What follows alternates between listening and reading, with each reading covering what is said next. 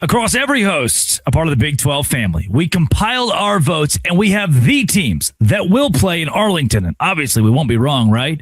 That's revealed next. This is the Dos Grande Squad. You're talking ball with the Big 12 squad.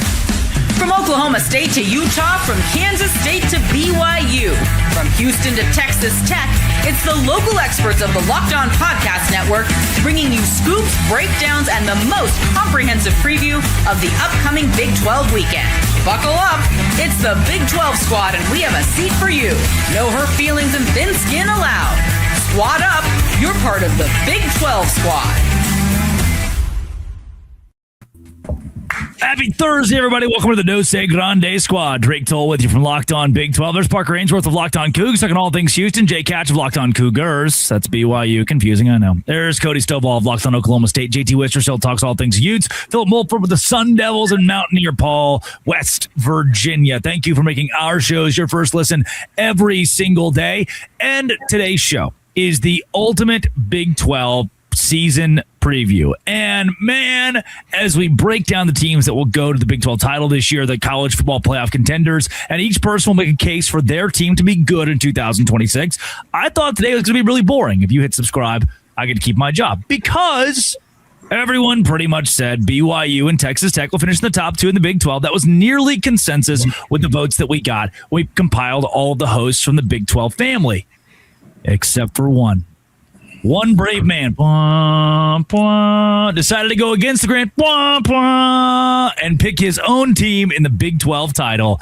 Bet you can guess, JT Wistersill has the Utah Utes taking on the Texas Tech Red Raiders in Arlington at the end of the year. So let's start right there. JT. Just a little bit. Gets paid to do the whole Utah thing. I don't know. It's just me. Says Locked On BYU too. Okay, diving into what we're actually here to talk about. Let's talk about what the truth is about this conference, guys. This is the constant conference of chaos. When does it ever go to chalk? Because it'd be so chaotic if Utah went to the Big 12 title. Yeah, so what chaotic. are you talking about? I'm saying a little bit of a shakeup. Can we shake it up a little bit rather than just BYU Tech? Why? And because I don't know, shake it up with West Virginia. Shake it up with Houston. Yes, West Virginia did shake it up a little bit, but it never plays out that way. Remember, by the way, last year we all thought Arizona State, and also a reminder of a stat, no current Big 12 member since 2004 Colorado has made back-to-back Big 12 title games. I think Tech's breaking that this year. I don't know if BYU is going to get there. So that's just where I have questions, and scheduling played a big role in why I think Utah is making it there. Oh, well, but let me push back a bit if I can. Yeah. That stat means nothing to this season, it's an anomaly for sure, but I don't think BYU is shoot, and nobody else and it really means nothing pre-NIL transfer portal world where the whole way you build a team is different, the coaching's different. But okay, again, if I can push back, I'm going to help JT here a little bit. Indiana just proved that JT's point's kind of correct, that parity and the last thing you expect is common in college football now, to the point that Mountaineer Paul or Cody Stovall can make a point on their teams being in the Big 12 title. That's actually what I was going to say, is the shakeup would be much like Arizona State going from 0 to hero, Oklahoma State going 0. Yeah. That's the map out, right? It's new coach, new quarterback, they score 50 points a game, right? That's the thing that breaks it. I also think it's like you talk about schedule and what but at JT, Utah lost 5 offensive linemen. Yes. That seems like pretty important. You're relying a lot on this coach. We haven't seen coach be the head football coach in a football game before. I didn't have them in my top 5 personally. When we asked it, and you're having the game. I don't think putting one of the 4 AP poll ranked teams in the championship game is shaking it up a whole lot. And I also still don't think it's right. I kind of fall both sides of the coin. I hear what you're saying. I'm just saying I don't think year over year we don't see chalk in this conference, so I don't think it's going to change. And also say this, I have real gripes about BYU, obviously. I think every team in this league has something you could throw out there. I mean, Will Hammond's coming off a major injury. Is he really going to be the guy? Also, BYU, I know we're acting like they didn't lose their defensive coordinator. Jay Hill was pretty dang good, so I feel like every team in this league has a major question, obviously Utah included. Is this where we start to make the argument that Colorado's got the go-go offense and they're going to win the Big 12 this year? Oh, that is where Brendan Marion. Brendan Marion saves Colorado and Kevin Torba. I do kind of love Brendan Marion though. But still, why are we poo-poo on BYU so much in here? Like, aren't they the team that returns the most? One of us did that. That must be the Utah guy. Yeah, I know. I'm talking to JT, and I'm pretty sure last time I checked, Utah still doesn't have Haas Haney at quarterback. So y'all need to calm down on this AP top 25 hooligan. Yeah, how are they ranked top 25? It's insane. I don't mean to derail, brand but power. I am curious why you're talking about Utah brand power. Yeah, why do you keep acting like BYU? They have one of the best returning quarterbacks in the league. One of the easiest schedules. Also, Cody, you doubted that Utah was going to win 10 games last year. In fact, I did pull this quote from Cody from last year's Big 12 squad show. I think I have a better chance of turning into a lizard and growing a new tail and a leg than Utah does of winning 9 games. That's what you doubted the Utes last year. That's the true Cody so far. He's got the receipts. It's because he doesn't have a leg. I can't believe it.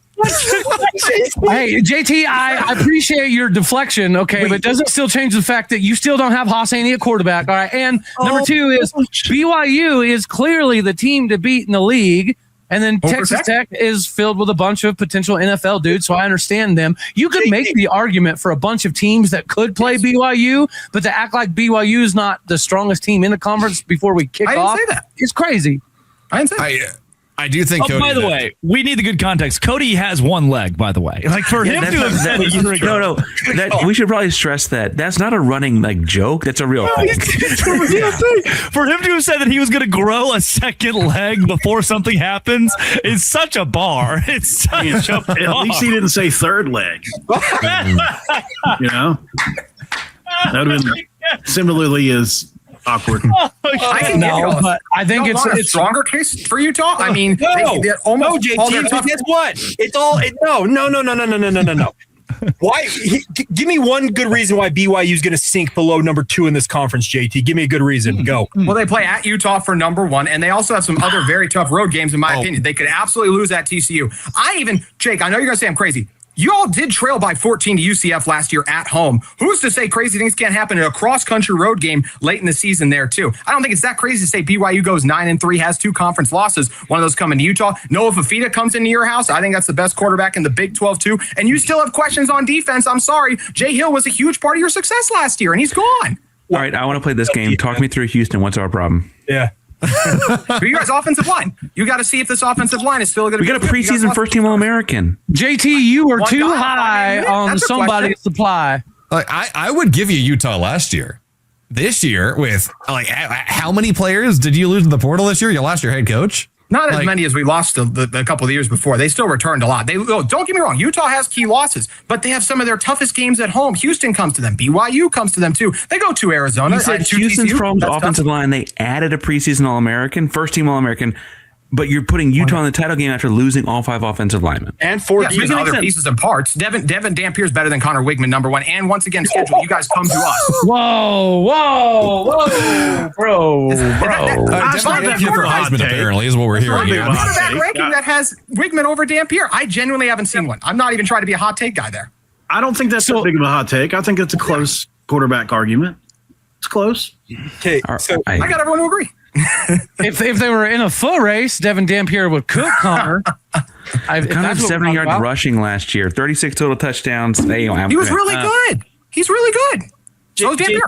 And you mentioned they play in Utah, but Houston was undefeated on the road last season. I mean, these are things that happen too, right? Yes, absolutely. Also, no big deal. All-time program record against Utah's 5-0. That's the way things go, though. And here's the other thing about this, JT. You say BYU has question marks on defense. They were torn 4 starting defensive linemen. They've got at least 6 deep in the linebacking core. They lose 1 safety in their secondary. They've got all conference caliber guys at every level of this defense. There's question marks. Pass rush. Come on, pass rush. You and I both know they got done without the pass rush the last 3 years, and they beat your team. Yes, they've been very good, but year-over-year success. You guys also won some very close games last year, too. 23-4 the past 2 years with wins over your team. Yes, if there's one thing, Brandon Rose nearly beat y'all. That's still something. I'm saying it doesn't guarantee success. If there's one thing we can agree on, it's that I am right. Again, just like when you had Arizona second to last year in your conference preseason rankings, by the way. I also had the perfect Big 12 title game with who would win it. You did. Now, if we are all in agreement here, I am right in saying that Utah is the most important fan base in the Big 12. Because if not for JT, this would have been a 3-minute segment. Oh, we all agree. All right, high five. We move on. Okay, there we go. Instead, I'll give you that one. The content's incredible because Utah drives the narrative, and them driving the narrative is fun for everyone involved. So that is. Everyone else pretty much in agreement. BYU and Texas Tech, aside from JT driving the narrative, and it makes for great podcasting. Coming up, what do you want to wait on, huh? We're 4 minutes over. What do you want to wait on? I think Paul would have actually driven the segment if you let him. I'll buy that Paul one. can drive the next segment. Who's going to the playoffs that you don't expect out of the Big 12? This is the Dose Grande Squad. Hello, friends.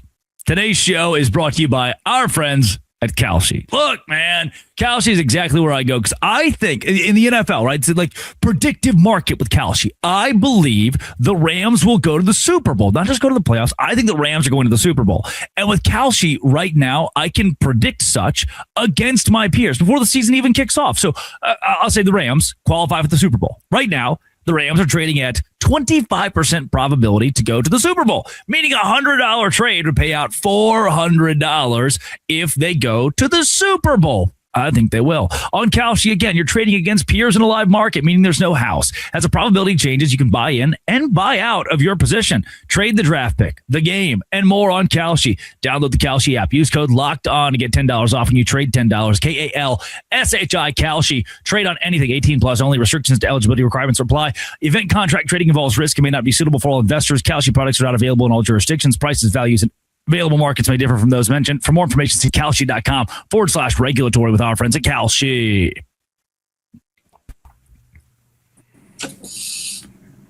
It is the Dose Grande Squad Prediction Edition. We're breaking down and taking you through the Big 12 in 2026. And it's time for our playoff contenders in the Big 12 Conference. Now, we've already said BYU and Texas Tech are the top two, according to the Court of Public Opinion from the Big 12 family. And now let's break down teams like a Houston, a Utah. Phil is here with Arizona State, or Mountaineer Paul, West Virginia, Oklahoma State. And let's start it with Cody. Cody, are you following? Because I've heard this comparison a lot now. Is Oklahoma State, who's getting votes in the AP and coaches poll after going 2-10, 3-9, losing to Tulsa, do you believe that you truly have the Indiana formula figured out?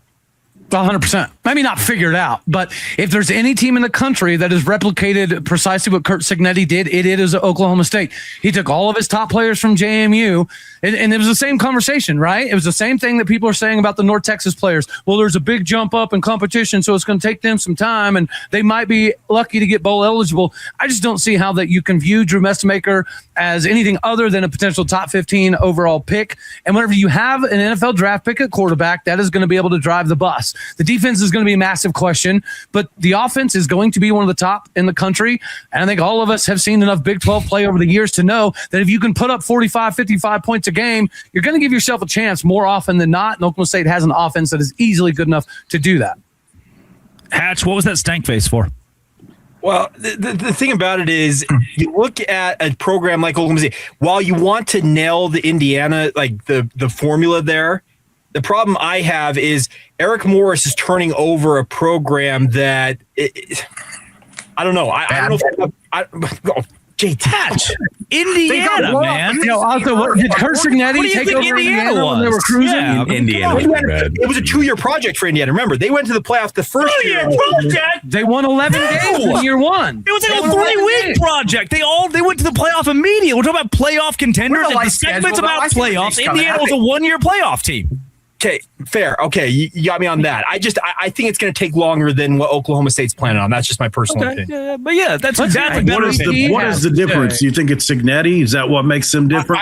I really do think Cignetti plays a role in it. But Eric Morris, I will just say this about Eric Morris. Mm-hmm. He knows the Big 12. That is you can't say that he doesn't know the Big 12. So he knows the lay of the land. I'm just afraid that the talent acquisition at Indiana went faster than what Oklahoma State has got. I'd be happy to be wrong, though. The average age of Indiana was really interesting, too, with that run. Average age, 23 years old. I wonder how much of a factor that actually played to their That's older than me.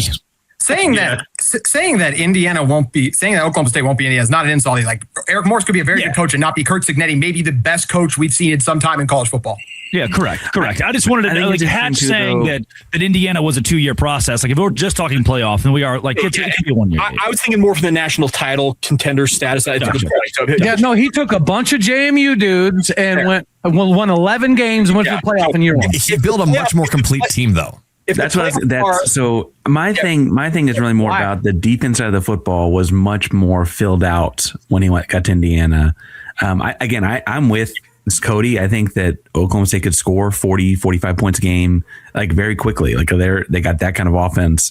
But if you're giving up 45 or 50, because to be in the Big 12 and make the playoff, you got to win a lot of games. You can't be 9-3. Like you need to be 11-1, 12-1, because they send the Big 12 championship winner, and you were also 12-0 going in. Like it's that kind of an uphill battle, and you can't have a slip up where you lose 55-54 like that. Yeah. Well, I'll add this, and then I'll shut up for the rest of the segment. I know it's hard for me.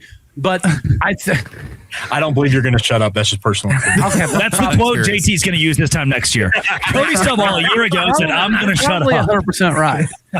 Yeah, no, I actually think that this is a year that we do get multiple teams into the CFP, and let me tell you why. I do think that public outcry is important. Just like people were whining and complaining about there's not enough G5 teams in. The very next year, they let 2 G5 teams in. I think the fact that BYU has been screwed 2 years in a row, there's been a massive public outcry, even outside of Big 12 country. I think that they do let 2 teams in the Big 12 this year, especially if it's BYU and Texas Tech. I'll also add, I hate freaking saying this, JT, shut your eyes, shut your ears, get off the screen.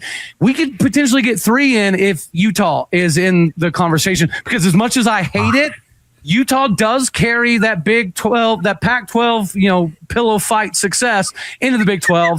So they do carry a big name. And if you get Utah into that top 12 conversation, they'll probably let them in. Yeah, still the nicest thing he's ever said to me. Yeah, but defense, the defense is brought up here, a pretty prevalent part of the conversation. I think Houston has still one of the most underrated defenses in the Big 12. I think Houston is my third fiddle to BYU and Texas Tech as far as playoff conversation goes. Yeah. I don't want to pat myself in the back too much. I really do think, though, that they objectively, last year's team was a 9-win team in the regular season.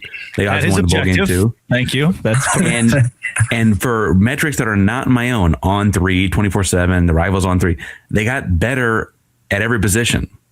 They have consistency in terms of health and returning coaching staff. They bring back both coordinators. Like they got better at every spot, either through transportal or through just natural growth in the development of players, and a system that William Fritz has developed players into. He turned Tulane into a winner that's lasted since do you remember what Tulane was in 2018? Like 2018, Tulane's still winning. Like it's residual after he left, right? And I think that all matters.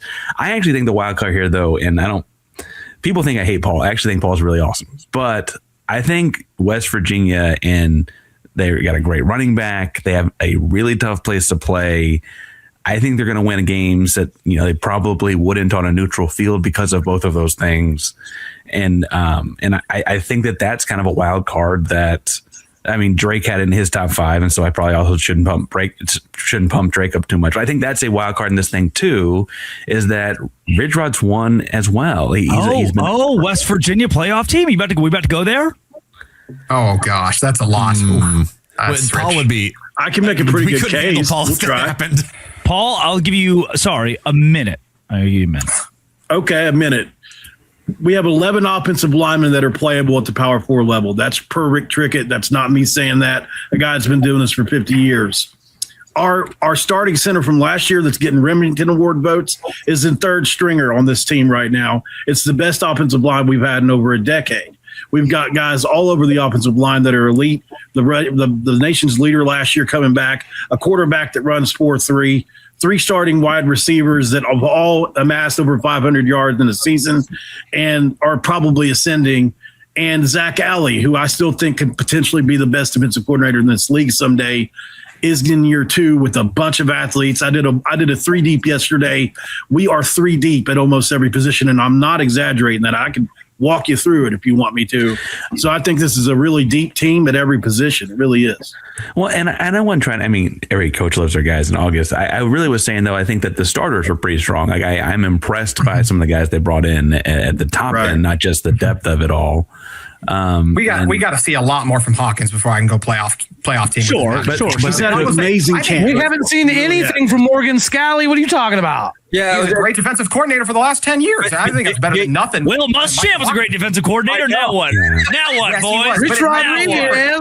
I think it's different taking over something you've built that's been very successful. He's taking over and stepping into these shoes that Morgan's built. I think he can be very good. We have seen Saturday nights in Morgantown make weird things happen for them, and we have seen that running back and their schedule. Can I give you just real quick the schedule for West Virginia? I've told Paul I am so happy we catch West Virginia first conference game of the year, and it's in the morning. So happy.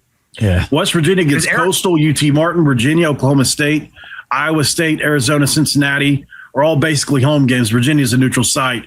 You're not on the road till at least week 5. You play either a neutral site or a home game up until week 5. So I think the schedule works out for you to win like seven games before the break. If we're trying to follow the Indiana model too, just pulling up their schedule from 2024 when they made the playoff and they got blown out, or they got blown out once at the end of the Big Ten regular season, and then they lost in the first playoff game. Their like opponents have no numbers next to them, right? They had a really, really easy schedule to go. It's kind of part of the magic the first year. Sure. Hey, y'all are sleeping on Arizona. I think. No, we're not. Yeah, Philip. I think everyone agrees that Fafita is him, but outside of Noah. Yeah, their secondary is not going to be anything this year. In the same way that Sawyer Robertson had the NFL pedigree, didn't make it, but in the same way that he was like a scary quarterback, I see a regression for Arizona in 2026. Let's go to the most important game in the Big 12 Conference, as well as everyone gives a 30-second blurb on why their team will compete for the Big 12 title. It's Locked On Big 12 Squad. Hey, today's show is brought to you by our friends at FanDuel. FanDuel is exactly where I go because I know that I can just go ahead and tell, hey, boop, boop, boop, hey, FanDuel. I think the daily dinger today is going to be Nolan Shonowell. You're like, who the hell is Nolan Shonowell? Well, Nolan Shonowell plays first base for the Angels, and he's a friend of mine. Like, we worked together for years. So I'm a big Nolan. When Nolan hits a home run, well, then guess what? I can go on FanDuel, and I can get a home run daily dinger profit boost to use on my next bet for a chance at extra winnings. Daily dinger is another fun way to stay engaged with every day's games. That's one of my favorite parts of baseball, by the way, is bringing the fresh matchup. It's like, hey, Nolan's facing a lefty today. Great. Awesome. Better chance for a home run. Are you ready to play your game today? Join all the action at FanDuel.com. FanDuel.com to play daily dingers. Play ball. Swing the fences on FanDuel, an official partner of the MLB. Download the FanDuel app and do it today with FanDuel. It is the Dose Grande squad. We're talking most important matchup of the Big 12 this season. I am going to assert, and then we can kind of go one by one from here. I'm going to assert the most important matchup for the conference, like storyline wise, futuristic. BYU Notre Dame. Kind of tough to, it's kind of tough to get around that one. If Arizona State beats A&M, that's another massive one. Oklahoma State, Oregon. The thing is, I think the cachet of a BYU beating a Notre Dame is going to boost having a top 15 Big 12 team win a game against a top 10 team boosts the conference to the top. Take a little more work to get the respect nationally. So I think the most important game this year for the Big 12 conference is BYU Notre Dame. If that's established, pretty close to the top. Other ones that we throw out there as being important games. I would push back on that a little bit. I don't expect us to beat Oregon, but I think if we were to beat Oregon, that would be a little bit bigger than BYU beating Notre Dame personally. It would be insane. Yeah, it'd be crazy for sure. It's just like people would look at it and they would say, and say it's like Florida State, Alabama. BYU over Notre Dame would have immediate legitimacy. If Oklahoma State beats Oregon, the country would say like, oh, they still need to prove themselves, like Colorado or TCU. I forgot they were supposed to play in a bowl game and didn't. That adds a little. That adds a little spice. So you need games that are really going to count, because I don't know if West Virginia beating Virginia is that. Even though Virginia won 11 games last year, right? In return, a lot of their same players and added to it. They're really good, but I don't think that win does a lot for the conference and maybe the middle of the year, maybe at the end of the year. What about in conference then? Because BYU, BYU Arizona, BYU Arizona and BYU Utah, from my vantage point, are games because BYU-Arizona sets the tone for the rest of the Big 12 season because week 2, it's the Big 12 opener. 2 teams who have aspirations of being Big 12 title contenders. And then down the line, as it often is the case, BYU and Utah are going to tussle, and whoever wins that game likely has an inside track of the Big 12 title game. So I think those, from my vantage point, are 2 huge games. Houston, for a lot of the same reasons, Houston, Texas Tech, for the same reasons. Texas Tech opens up the season. Yeah. Houston, Texas Tech opens up the season. This is week 3. We will see what Will Hammond looks like in a real game, right? And I mean, he's out there practicing whatever, I guess, in shorts. And I think the other thing about that too is that like last year when Houston like beat Arizona State or whatever, like there was kind of this like weird asterisk. I'm like, yeah, but like we saw them against Texas Tech, and like if Houston just keeps it within a score on the road in Lubbock, I think there's somebody's like, hey, that could be a rematch again in Arlington because Utah is a game on the road, sure, but like the rest of their schedule is not as challenging. A weird game in West Virginia. I keep talking about that road environment, but like they don't play Arizona, don't play Arizona State, don't play BYU. Like I mean, that all shapes up pretty well for them if they can have a close competitive game, let alone win in Lubbock on that 3rd week of the season. Yeah, it's going to be interesting. I think West Virginia, Houston, West Virginia, Oklahoma State could be games by the end of the year that you look back and say were really important games.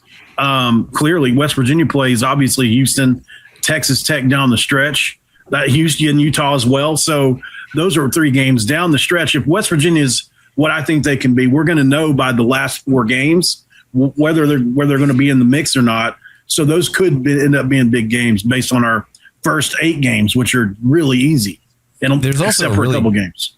There's a really good argument as well. Same idea that the Territorial Cup is going to be a really big one this year. If we, I don't even say if we beat A&M, but if we play them really close, because we're playing Cal Field week 2, that is such a difficult environment. But if we carry that cachet of the wonderful quality of loss going in, we go 1-1 with Texas Tech and BYU. There's a very real world where that Territorial Cup is for the 2nd slot in the Big 12 championship.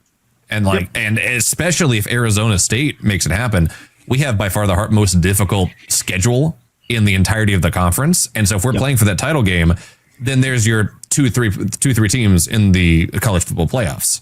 Because like, I don't think if Texas Tech is the 3rd team in the Big 12, they're not going to the national championship, or they're not going to the college football playoffs. They have an awful schedule. Schedule. Arizona State does with our top 30 strength of schedule. It would take a 2-12-0s and an 11-1 Texas Tech, and then the playoff committee is really upset. They're very not happy at that point. Let's do this. We have a few minutes left here. Let's go 30 seconds. I'm going to time it out.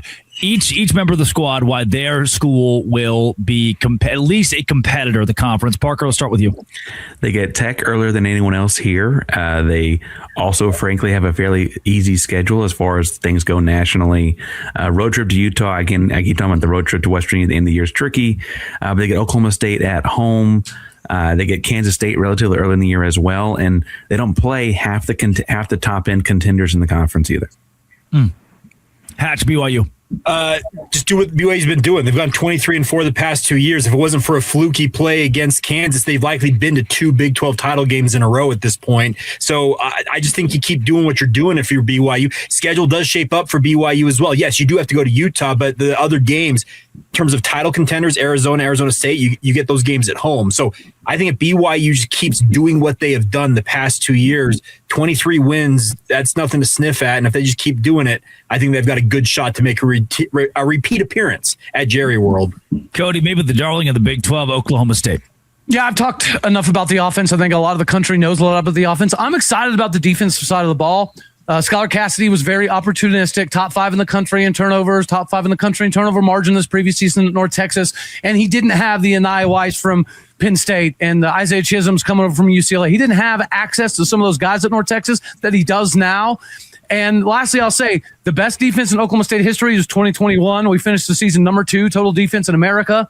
This defensive line is bigger and deeper than the 21 team. I'm not saying better, but physically we are taller. We have more weight mass on us, and we have a much deeper rotation than we had in 2021. If our defense is above average, we could make a serious run. JT, the Utes.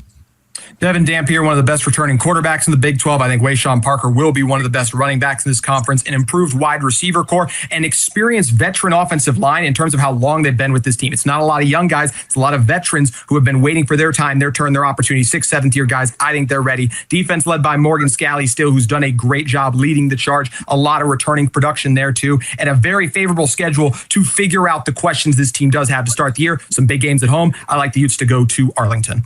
That was 29 seconds. Really good. Philip Mulford, Arizona State.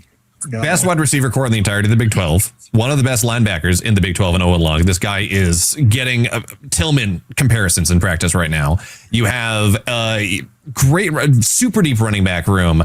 Oh, and our schedule is actually a good thing for us if we can execute on it. We have the most difficult schedule in the entire conference. If that works out, we have a better argument to go and make a deep run than anyone else in this conference if we can make it happen. Paul, if you can keep it under 30 seconds, I might give you this month's salary. Good luck, my friend. West Virginia is a legitimate playoff contender because Rich Rod finally has a roster built for his system. Mike Hawkins Jr. has been the buzz of camp, and if he continues that, I think could be a dynamic dual threat. Obviously, Cam Cook's all Big 12 caliber, the offensive line, potentially elite and defensively. They're bigger, faster, and deeper than they were a year ago. And most importantly, the Big 12 is wide open. You don't have to it's not 4 teams anymore. It's now more than that, obviously, and 7 home games. There's a path for West Virginia to the playoff. That's right. I can't believe it. That was from 30-05 to 30-35. That is incredible. Mount Say Mike Hawkins 3 times fast. Really fast. really fast. Yeah. No. I thought about it. I sat down and thought about it. I was doing the schedule. Bigger, stronger. Baylor might go undefeated. Just to represent the Bears for a second. There's a path where David Randall to be locked for the next 20 years if that happens. Or DJ quarterback. They have to play in the Valley of the Sun like week 4. That's not going to happen. You're right. Fine. 3-9. I concede. Fine. No, I think Baylor will make a bowl game. But I what about TCU? We didn't talk about them at all. I think we should have. I do like Jaden Craig. Yeah, I think TCU is between 7 and 9 wins. Defense. I'd put $100 right now between 7 and 9 wins. And that's just all right. Okay.